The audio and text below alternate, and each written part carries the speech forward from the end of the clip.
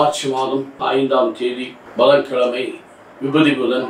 யோவேல் தீர்க்கதரிசனத்தின் 2வது அதிகாரம் 12 17 உள்ள இறைவசனங்களில் சிறப்பாய் 13வது வசனம். நீங்கள் உங்கள் உடைகளை கிழித்துக் கொள்ள வேண்டாம், இதயத்தை கிழித்துக் கொண்டு உங்கள் ஆண்டவராகிய கடவுளிடம் திரும்பி வாருங்கள். அவர் அருள் நிறைந்தவர், இரக்கம் மிகுந்தவர், நீடிய பொறுமை உள்ளவர், பேரன்பு மிக்கவர், செய்ய கருதிய தீங்கை குறித்து மனமாறுகிறவர்.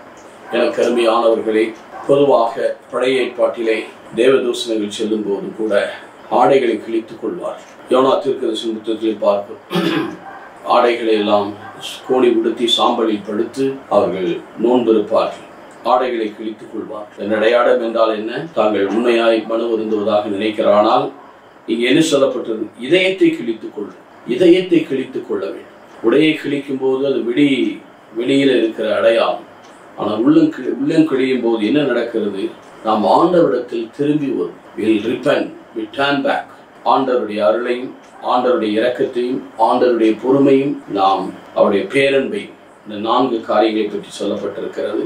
அருள், இரக்கம், பொறுமை, பேரன். ஒரு மனிதன் அருள் ஒரு மனிதன் இருந்தால் அவருடைய அருள் நமக்கு போதும். மனித வாழ்வுக்கு அருள் இறைவன் கொடுக்கிறார். இப்படி மனம் திரும்புவதனுடைய இரக்கத்தை பெறும். கடவுளுடைய இரக்கம் நமக்கு தேவை. அவருடைய இரக்கம் இல்லாமல் எதுவுமே செய்ய முடியாது. ரோமர் 9:16 சொல்லு, உழைப்பதாலோ நினைப்பதாலோ அல்ல, அவருடைய இரக்கத்தால் எல்லாம் ஆகும். அது மட்டும் நீடிய பொறுமை, டாலரன்ஸ், ஃபர்பேரன்ஸ், அந்த பொறுமை, மனத்தாழ்ச்சி. நானே மனத்தாழ்ச்சி சாந்தம் என்னிடம் கற்றுக்கொள்ளுங்கள் என்று ஆண்டவர் சொல்லியிருக்கிறார். அந்த மனத்தாழ்ச்சி, பேரன், அன்பு, இறைவனையும் பிறரையும் அன்பு செய்யக்கூடிய ஒரு நிறைவை உண்மையான மனமாற்றத்தின் வழியாக நாம் உண்மையாய் உள்ளத்தை கிழிக்கும் போது ஆண்டவரிடத்தில் திரும்பி இந்த பண்புகளை பெறுகிறோம். இதன் வழியாக இறைவனோடும் பிறரோடும் நாம் உறவு கொள்வோம். இந்த தவ காலத்தில் இறைவனோடும் பிறரோடு உறவு கொள்ள நம்ம ஒப்புக் கொடுப்போமா? நல்ல ஆண்டவரை, நேற்று மீண்டும் என்று மாறாதவரை, உங்களுடைய மாறா கிருபைக்காய் நன்றி செலுத்துகிறோம். தொடர்ந்து ஆசீர்வதித்து காத்தருள் பரிசுத்தமாகும் நல்ல பிதாவே. ஆமென்.